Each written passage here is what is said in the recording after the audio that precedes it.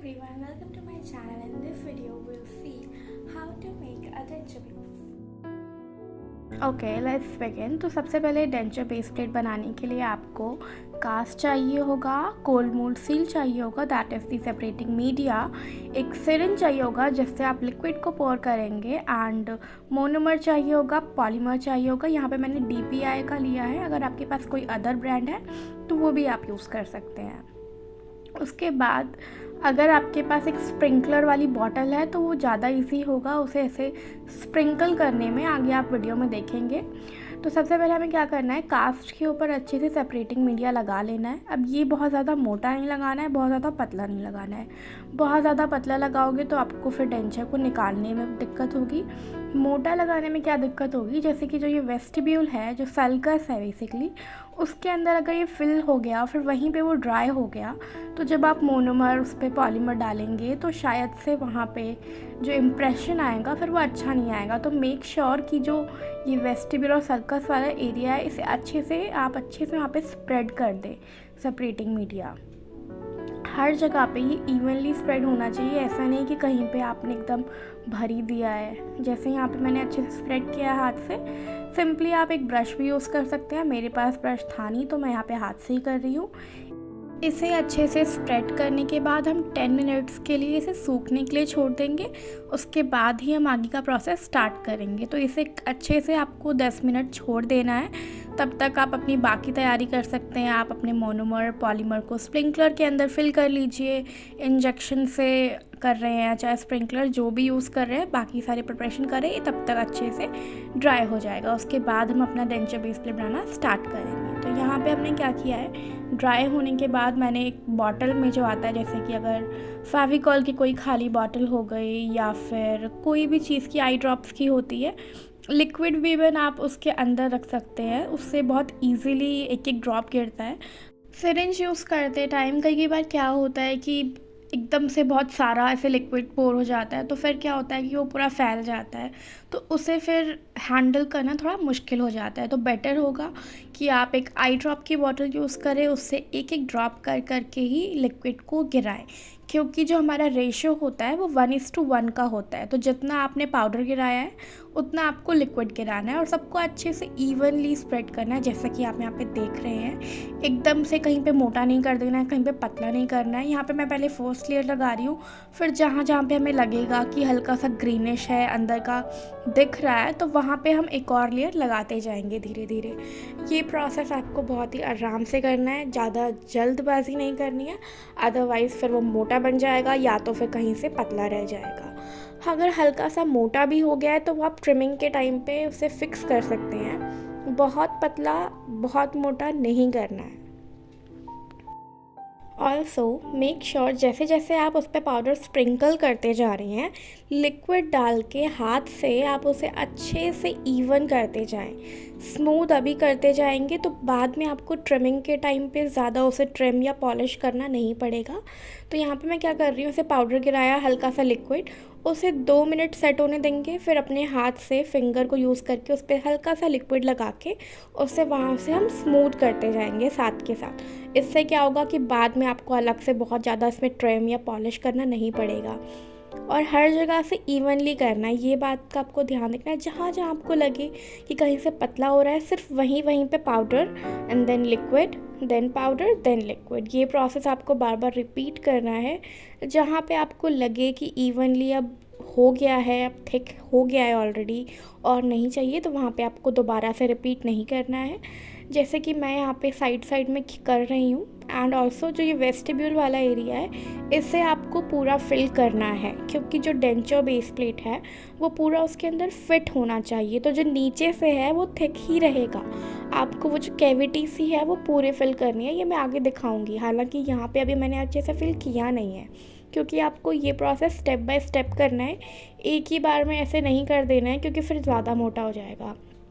Side side से आप धीरे धीरे थोड़ा सा पाउडर डाल डाल के उसे फिल करेंगे, क्योंकि वहाँ से नीचे की तरफ से थोड़ा सा थिक होता है, ऊपर की तरफ आते हुए ये थिन हो जाता है। ये मैं आपको आगे शो करूँगी। जैसे यहाँ पे अभी भी साइड में अभी पूरा अच्छे से फिल नहीं है। अब इसको करना कैसे है ये मैं आगे और दूसरे वाले डेंचर में शो करूँगी, क्योंकि मैं यहाँ पे 2 डेंचर बना रही हूँ। तो दूसरे वाले में मैंने आपको दिखाया है अच्छे से कि साइड में भी पूरा ऐसे इवनली फिल होना चाहिए।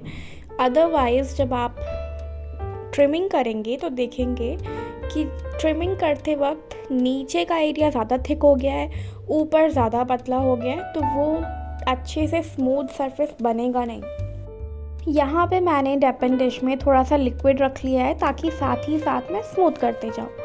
और आपको इसे बनाने के बाद एक बॉक्स में कवर करके रखना होता है, क्योंकि जो लिक्विड होता है ना वो ऐसे उड़ जाता है। तो आपको हमेशा ये मेक श्योर करना है कि जब भी आप बना के उसे ड्राई होने के लिए रख रहे हैं तो एक बंद बॉक्स में ही रखना है। सिंपली आप तो चाहे उसे किसी चीज़ से कवर कर दें या एक बॉक्स के अंदर रखें। अब यहाँ पे मैं बना रही हूँ मैंडिबुलर वाला पार्ट। सिमिलरली जैसे हमने पिछला किया वैसे ही बिल्कुल करना है। जो ये कैविटीज़ होती है ना, नॉट दैट टूथ कैविटी, जो ये सल्कस जो होता है, sorry not cavity, the sulcus जो है वो वाला पार्ट आपको पूरा फिल करना है अच्छे से, क्योंकि जो हमारा डेंचर है वो उस पर फिट होना चाहिए। साथ ही ये जो बीच वाला एरिया है ना, ये आपको क्लीन करते जाना है, क्योंकि बाद में अगर आप ऐसे वहाँ पर डिपॉजिट करते जाएंगे तो ट्रिमिंग में बहुत दिक्कत आएगी।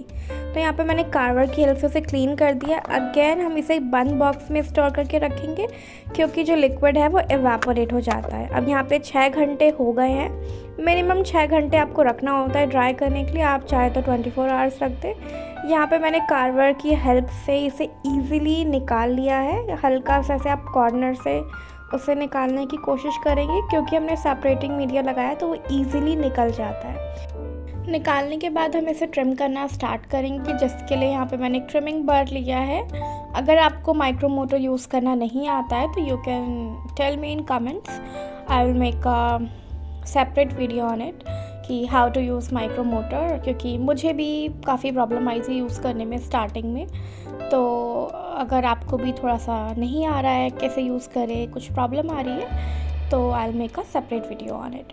तो यहाँ पे जो साइड के जो भी एक्स्ट्रा पार्ट है उसे हम कट कर देंगे एंड मेक श्योर जो वो मार्जिन उस पर आई है, मतलब ऐसे इम्प्रेशन आ जाता है, उससे ज़्यादा आपको ट्रिम नहीं करना है। अदरवाइज़ जो नीचे वाला पार्ट है वो फिट नहीं होगा सल्कस में। उसकी थिकनेस उतनी ही रहनी है जितनी वो ऑलरेडी निकल के आई है, वो आपको ट्रिम नहीं करना है। जो साइड का एक्स्ट्रा पार्ट है ना वो आपको कट कर देना है और उसे साइड से एकदम स्मूथ कर देना है, जैसे कि यहाँ पे मैं कर रही हूँ। साइड से आपको ट्रिम करना है। कहीं कहीं पे आप नीचे में देखोगे ऐसे होल से बन गए हैं कुछ बबल टाइप का। वो इसलिए हुआ है क्योंकि जब मैं सेपरेटिंग मीडिया लगा रही थी तो मैंने बहुत ज़्यादा ही लगा दिया था, जिससे क्या होता है कि वहाँ पे वो बहुत ज़्यादा सेपरेटिंग मीडिया लगाने पे वो जम जाता है। एंड देन जब हम उस पर पोर करते हैं पाउडर या लिक्विड तो वो वहाँ पे एक होल सा क्रिएट हो जाता है, एक कैविटी सी क्रिएट हो जाती है। तो उसे तो खैर मैंने बाद में फ़िक्स कर दिया था, बट मेक श्योर कि आप सेपरेटिंग मीडिया को इवनली अप्लाई करें, बहुत ज़्यादा या बहुत कम नहीं। एंड इफ़ आपके भी ऐसे डेंचर में कोई होल वगैरह दिखता है तो सिंपली आपको पाउडर और लिक्विड को हल्का सा अलग से कहीं पे मिक्स करना है और उसके अंदर सिंपली फिल कर देना है। उसके ऊपर अगर डायरेक्टली आप पोर करने जाएंगे तो that will be very difficult, क्योंकि वो सिर्फ वहीं पे नहीं अदर जगह भी ऐसे नीचे पूरा फैल जाएगा, फिर वो सब फिक्स करना बहुत प्रॉब्लमेटिक होगा। तो ट्राई तो करो कि ऐसा बिल्कुल भी ना हो, जैसा कि मेरे साथ आप देख रहे हैं आगे आगे के पार्ट में हो रखा है। मैंने तो उसे फिक्स कर लिया, but it will not be very easy for you. तो ट्राई करना कि वो पूरा का पूरा पार्ट अच्छे से ही निकले, ऐसे बबल्स वगैरह ना बन जाए। ओके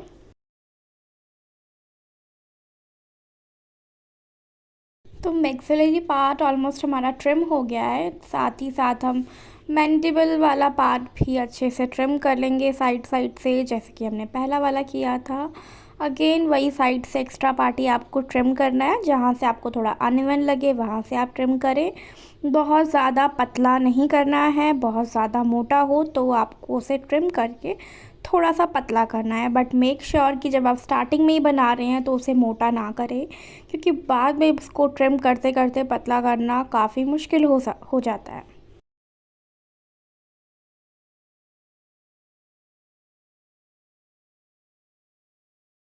ट्रिम करने के बाद यहाँ पे मैं पॉलिशिंग बर यूज़ कर रही हूँ। उसे बस एक बार आप चला दें हर जगह, वो अच्छे से पॉलिश हो जाता है। Then I am using a sand paper, उससे आप अच्छे से इसको रब करें, पूरा इवनली क्लीन होगा। एंड देन जो लिक्विड वाला सोल्यूशन है वो इसके ऊपर लगा दें एंड सी कितना स्मूथ बना है। सिमिलरली हमने मैंडेबल वाले में भी किया है सेम स्टेप, और देखो कितना स्मूथ डेंचर बना है। हालांकि बहुत परफेक्ट तो हम नहीं कहेंगे क्योंकि मैं भी सीख ही रही हूँ। एंड डू शेयर इट कि अगर आपको इस वीडियो से थोड़ी सी भी हेल्प मिली हो, please like subscribe to my channel. Thanks for watching and bye bye, stay tuned till next video.